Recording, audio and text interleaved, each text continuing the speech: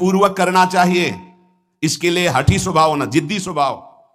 हमें जहां डर लगा हम वहां जरूर खड़े हुए हैं।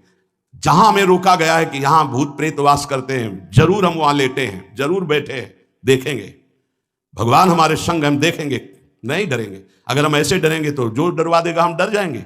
बचपन से स्वभाव अकेला रहना और जिद्दी स्वभाव रहना, बार बार अपने मन को इस भ्रम को हटाना है। भगवान ही हैं, सबकी अंतरात्मा में वही हैं, वही पंचभूतों के रूप में है, वही भूतों के रूप में है। नामदेव जी ने जब एकाग्र दृष्टि से देखा तो लंबे भूत में भी श्री विट्ठल भगवान मुस्कुराते नजर आए। डरना नहीं कहीं, और जिद्दी स्वभाव रखना है। जिद्दी स्वभाव, नींद, भूख, प्यास, सर्दी, गर्मी, ये सब मेरे स्वरूप नहीं है, मुझे ये परास्त नहीं कर सकते, मेरे भजन को ये बाधित नहीं कर सकते, ऐसे चलना है। एकांत भ्रमण में बड़ा पुष्टता है, जो पहले, अब तो नहीं है, नहीं भ्रमण करना चाहिए। देखो आज का समय नहीं रह गया जैसे अपने लोग वैराग्य से भ्रमण के, नहीं रह गया समय कि आप 2-4 संत ऐसे भ्रमण करो, नहीं रह गया। अब तो चुपचाप धामों का, तीर्थों का, ऐसा ही सब प्राय संतजन करते हैं कि तीर्थों का, पुरियों का, धामों का आश्रय ले लिया और अपना साधन करके भगवत प्राप्ति। नहीं तो अब वो समय नहीं रहा कि आज इस वृक्ष के नीचे, कल उस वृक्ष के नीचे, नहीं, पिटाई हो जाएगी। बड़ा विचित्र समय हो गया। इसीलिए साधु अपनी अपनी कुटिया में अपना आजीवन भजन करते हुए प्रभु को प्राप्त करें। भजन करने वालों के लिए नींद से लड़ना आवश्यक है। हठ पूर्वक नींद पर विजय प्राप्त करनी है। प्रारंभ में एक नियत समय रखो नींद का। हठ पूर्वक अति भोजन पर, अगर नाम सिद्ध करना है, भजन सिद्ध करना है, हठ पूर्वक भोजन पर, देखो भोजन पर सुधार कीजिए। और विरत बहुकर्मा, अति सांसारिक वार्ता, परिश्रम, श्रम आदि करने से इंद्रियां शिथिल हो जाती, फिर नाम जप में नहीं लगती। तो छठदम शील, विरत बहुकर्मा, निरत निरंतर, सज्जन धर्मा, छठवीं भक्ति का वर्णन किया। ऐसे वो बहुत कार्य, जिन कार्यों से इंद्रियां शिथिल होकर भगवान में ना लगे, प्रेम प्राप्ति के उपासक को सावधान रहना है। मृदु मृदु कार्य करते हुए, भगवत चिंतन करते हुए हमारा नाम ना छूटे, ऐसी पशुता हमारे आचरणों में, हमारे चिंतन में ना आने पावे कि नाम छूट जाए। अपने आप आपको आनंद प्राप्त होने लगेगा। तुम एकाग्रता की चिंता मत करो, तुम केवल नाम जप की चिंता करो। हमारी तो प्रार्थना है 24 घंटे में और जो साधन करो करो, गीता पाठ करो, भागवत पाठ करो, जो भी आप, लेकिन 3 घंटे केवल भजन के लिए दे दो हमें। 3 घंटे केवल भजन करेंगे 3 घंटे, ऐसा सब। फिर आप देख लेना और सब साधन करो, बीच बीच में नाम। 3 घंटे का नियम बना लो कि जब 3 घंटे हम करेंगे, 24 घंटे में 3 घंटे जप के लिए। इसी जन्म में तुम्हें लाभ दिखाई देने लगेगा। 3 घंटे। उपासक, जिस माला में बार बार ऐसे जप किया जाता है उसमें भागवतिक शक्ति जागृत हो जाती है। हम जिस माला से जप करते हैं उससे आध्यात्मिक शक्ति को बढ़ाने की सामर्थ्य आ जाती है। इसलिए जो गुरु प्रदत्त माला है जिंदगी में ना बदली जाए। अगर मन का टूट गया है तो नया मन का डलवा लीजिए, माला टूट गया तो पुनः गुहा लीजिए, उसको जिंदगी में ना बदला जाए। जो गुरु प्रदत्त माला है, सावधानी से। बोले बंदर ले गया, भाई अगर हमको बंदर ले जाएगा तो माला ले जाएगा? नहीं, माला ऐसे नहीं ले जाएगा, क्योंकि माला हमारी छाती से लगा है। हमने आपको बताया, माला को बहुत संभाल के। माला हमारी भगवत स्वरूप है, गुरु प्रदत्त है, हमारा जीवन है, उसको कैसे संभाल कर रखेंगे? अगर आपके जेब में 1 करोड़ रुपया हो तो कैसे संभालोगे? बार बार हाथ वहीं रहेगा कि कहीं गिर ना जाए, कहीं चला ना जाए। आप ऐसे थोड़ी रख देंगे बेग। ऐसे माला पर आपकी मात्र बुद्धि। कैसे बंदर ले गया, कैसे माला छूट गई, कैसे? किसी किसी की माला पड़ी दिखाई देती, तब लगता कैसा उपासक है। माला जमीन में छोड़ करके चला गया, उसको ज्ञान नहीं, कैसा उपासक कैसा है। माला कैसे छूट गई, तुम्हारे कदम कैसे आगे बढ़ गए, आपने चेक नहीं किया कि आपकी माला कहां है। इतना होश नहीं है। या तो अवधूत स्थिति को प्राप्त हो या तो बिल्कुल प्रमाद स्थिति को प्राप्त हो। अवधूत तो बनना बड़ी कठिन बात है। हाँ, नाटक भले कर लो। माला को भगवत स्वरूप, गुरु प्रदत्त, जैसे गुरु प्रदत्त वाणी है ना, जो हमें गुरु जी ने दी थी, सिंहासन में विराजमान है, प्राण से भी अधिक प्रिय। जहां हमारा जीवन धन पादुका जी विराजमान, गुरु वही वाणी विराजमान है। वाणी जी, माला जी, जब कभी तो नहीं तो विराजमान है वो माला, वो वाणी। गुरु प्रदत्त जो हमें जीवन धन प्राप्त हुआ, वो कभी किसी को छूने का भी अधिकार नहीं। जब तक हम छू सकते तब तक वो सेवा हमारी। माला भगवत स्वरूप है। माला जीवन में नहीं बदलनी चाहिए, जो गुरु प्रदत्त माला है। कीर्तन एकाग्रता पूर्वक, तन्मयता पूर्वक किया जाए तो भगवान को आकर्षण करने की शक्ति कीर्तन में है। मिलकर यदि कीर्तन किया जाए, तुमुल ध्वनि हो जोर से, तो उस कीर्तन में जगत मंगल करने की सामर्थ्य प्रकट हो जाती है। बड़े सात्विक भावों का आविर्भाव होता है। कीर्तन के द्वारा बहुत जल्दी परमार्थ का लाभ मिलता है और प्रभु का साक्षात्कार भी होता है। भगवान और भगवान के नाम में कोई भेद नहीं है। जोई नाम सेई कृष्ण भज निष्ठा करी, नामेर सहित आछे आपन श्री हरि। हरि कृपा करी तो नाम का रूप धारण करके आपकी जिह्वा में आ गए। जोई नाम सेई कृष्ण भज निष्ठा करी, नामेर सहित आछे आपन श्री हरि। स्वयं श्री हरि नाम रूप धारण कर हमारी जिह्वा में आ गए। जब तक पाप रहेगा तब तक नाम में प्रेम और सुख नहीं प्राप्त होगा। इसलिए खूब नाम जप करते रहो और सहते रहो, जैसी आपकी हृदय की स्थिति हो, विचलित मत हो। नाम जप का ऐसा प्रभाव देखा है कि पास बैठे व्यक्ति में जबरदस्ती नाम जप शुरू हो जाए, ऐसा नाम जप का प्रभाव। साधक नाम जापक है तो जो उसके सानिध्य में आएगा जबरदस्ती जप प्रारंभ हो जाएगा। जैसा बताया पूज्यपाद बाबा के जब चरण तो चापते तो मशीन जैसे मंत्र चलने लगता। जब किए बिना ना रहा जाए तब समझना चाहिए कि जप में हमारी रुचि हो रही। जब खाना पीना कोई भी कार्य जप में परेशानी पैदा करे तो रोक दे। कवल रुक गया, नाम चल रहा है, फिर शुरू किया। इसीलिए कहा है कि मौन। खाना पीना हर क्रिया नाम जप के सहित उसे कहते हैं जप निष्ठ उपासक। जप निष्ठा ही सबसे बड़ी निष्ठा है। अन्य साधनों में तो देखा गया है मन का रंजन हो जाता है, मन अपनी खुराक ले लेता है अन्य साधन, लेकिन नाम जप में मनोरंजन नहीं होता। मन का विषय, मन का जलना होता है। और नाम जपने वाला साधक निवृत्ति मार्ग का अंदर से पथिक हो ही जाएगा। नाम जपने वाला साधक भगवत प्राप्ति कर ही लेगा। नाम जप सबसे मुख्य है पर सबसे कठिन है नाम जप निरंतर करना। हम तो ये कहते हैं कि और सब कुछ करने में सरलता है, पर नाम जप करने में बहुत कठिन। बाबा कह रहे हैं नाम जप में यदि प्रेम हो गया तो तुम्हारी सब सार्थक हो जाएगी सेवा, जो भी आपकी गृहस्थी विरक्ति जो भी। नाम और शरीर से सेवा, ये दोनों बड़े सूक्ष्म विषय है। शरीर से हर कर्म भगवत सेवा और नाम जप। अर्जुन जी ने श्री भगवान से प्रश्न किया कि मैं चाहता नहीं हूं कि पाप हो, फिर भी ना चाहने पर यह पाप कौन करवा देता है? मानो ये हमारा सबका प्रश्न है। अथ केन प्रयुक्तोयम पापम चरति पुरुषः अनिच्छन्नपि वार्ष्णेयो बलादिव नियोजितः। कल चर्चा हुई थी, जो हमारा स्वधर्म है उसका हमें पालन करना चाहिए। परधर्म भयावह, दूसरे के धर्म को स्वीकार करना मानो भय को स्वीकार करना है। किसी भी प्रलोभन से, बिल्कुल साधारण धर्म, लोकवत धर्म, असाधारण धर्म, अध्यात्म स्वरूप, भगवत प्राप्ति। साधारण धर्म में भी अपने धर्म का परिवर्तन नहीं करना चाहिए।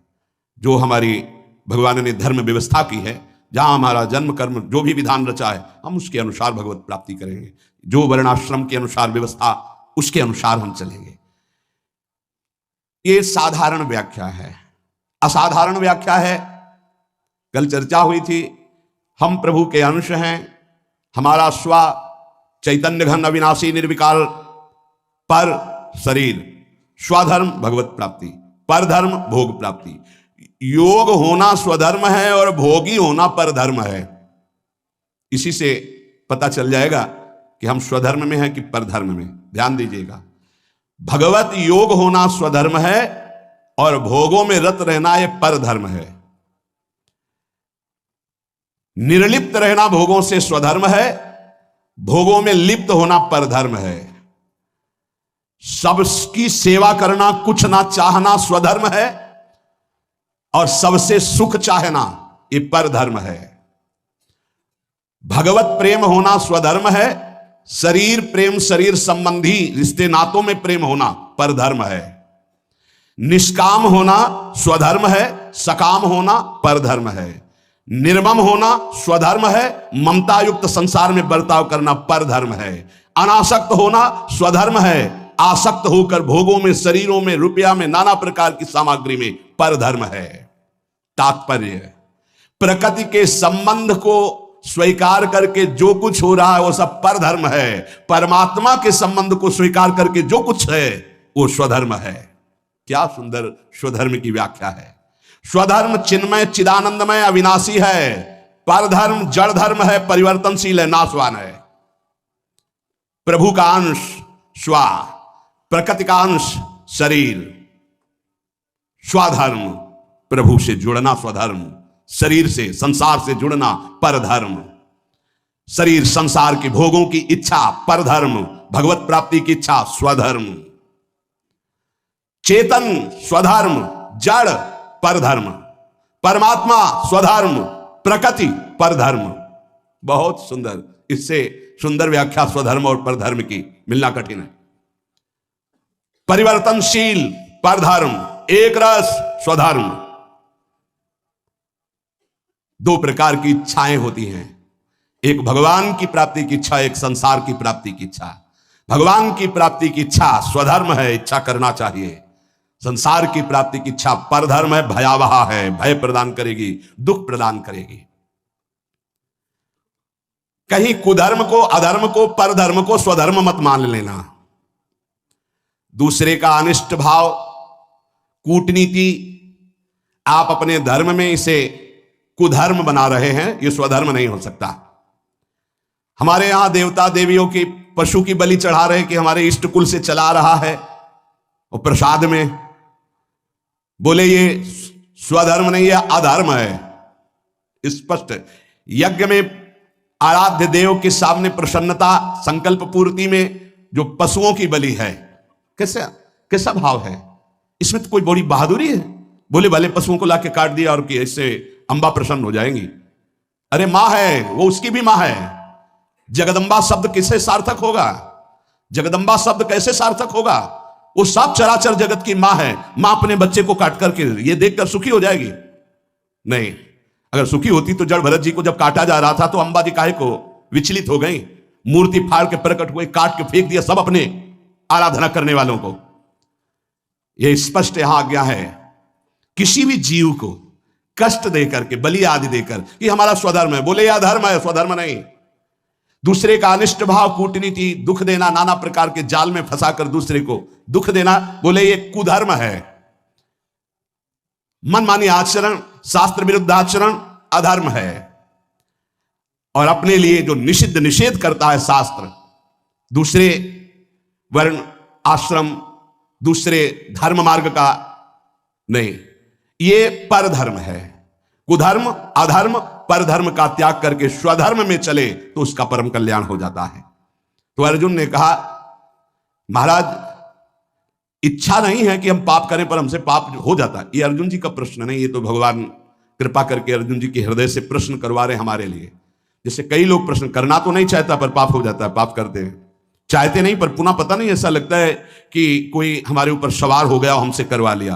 अथ केन प्रयुक्तोयम पापम चरिति पुरुषः अनिच्छन्नपि वार्षणे बलादिव नियोजिता। हे वार्षणे, ना चाहता हुआ ये मनुष्य जबरदस्ती जैसे कोई पाप करा लेता है। ये कौन है जो पाप आचरण करा लेता है? बहुत समझने का विषय है। जो थोड़ा विचारवान पुरुष है, पाप से डरना चाहिए, ये बहुत कष्टप्रद होता है।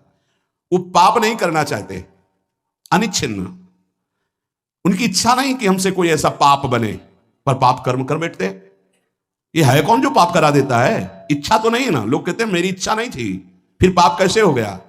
तो हम मानते हैं कि आप विचारशील हैं, पाप नहीं करना चाहते, पर भीतर जो पाप कराने की इच्छा है उसको तुमने देखा? क्या है पाप? भोग भोग करके सुखी होने की इच्छा। भोग भोग करके सुखी होने की इच्छा, इसको तुमने नहीं देखा? यही पाप कराती है। भोगों में सुख है, ये जो तुम्हारे अंदर बैठा हुआ यही पाप करा रहा है। नहीं, दुख वाला भला आचरण करके दिखाओ, इसका परिणाम जो है वर्तमान में भी दुखद और भविष्य में भी दुखद। आप बिल्कुल कदम नहीं रखेंगे, आपकी सुख बुद्धि होती है।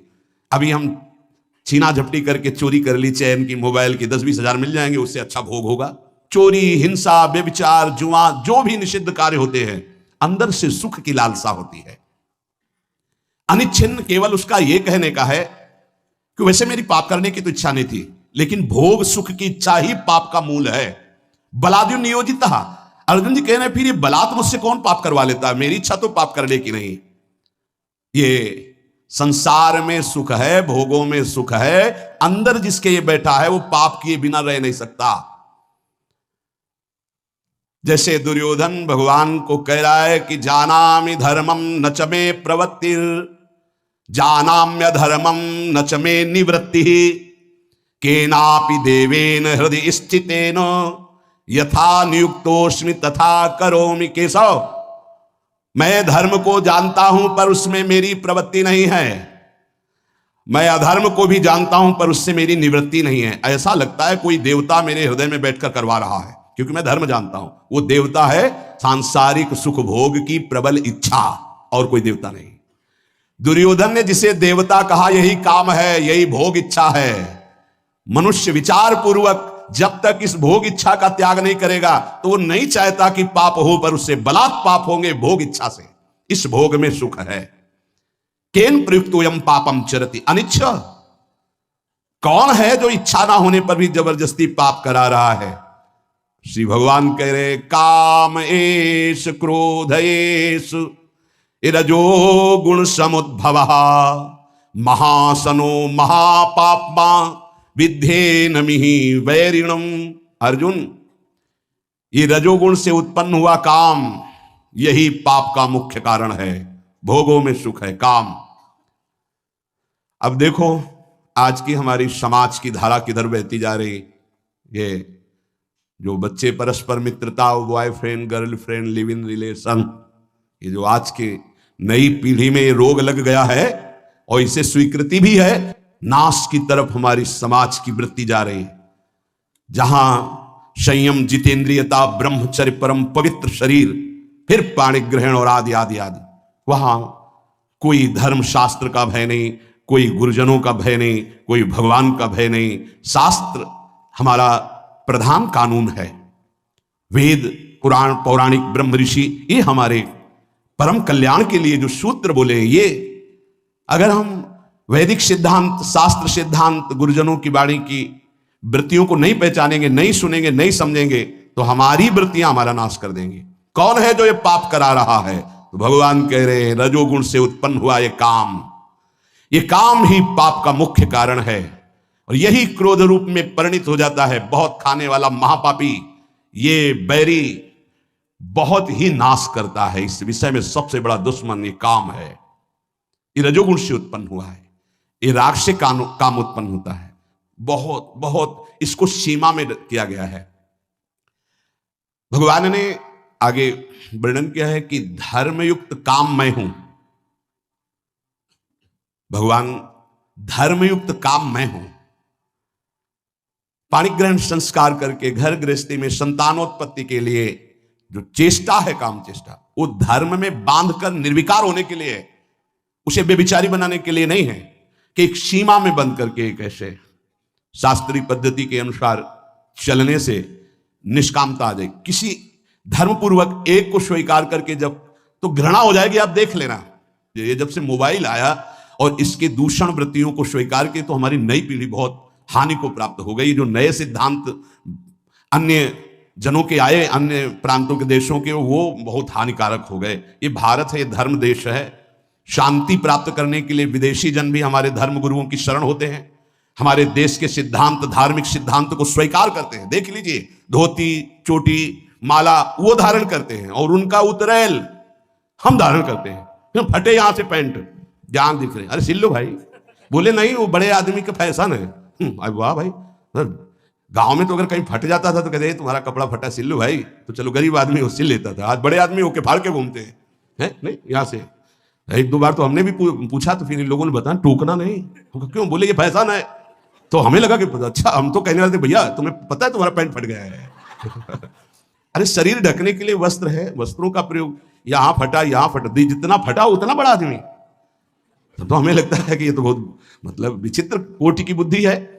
कपड़े पहने जाते हैं तन ढकने के लिए, फट गए तो सिल लिए जाते हैं। बोले जितना फटा उतना महंगा, वह बुद्धि भ्रष्ट है। भी तो आप जाके बाजार में फटा कपड़ा लाते हो और पहनते हो। अब नवीन बोले विदेशी, मतलब तो हमें लगता है कि हमें अपने भारत देश का जो धर्म है वो शांति प्रदान करता है। क्योंकि शांति लेने के लिए आप काशी में जाइए, आपको लाखों विदेशी जन मिलेंगे जो धर्म गुरुओं के चरणों में बैठ करके हमारे मोक्ष सिद्धांत को, यह सिद्धांत कहीं नहीं मिलेगा आपको। जीवन मुक्तता, परमहंस अवधूत मोक्ष पदवी या भगवत प्रेम, यह आपको यहीं मिलेगा। नहीं, नर्क स्वर्ग की बात है, इसके आगे तक की कहीं बात नहीं है।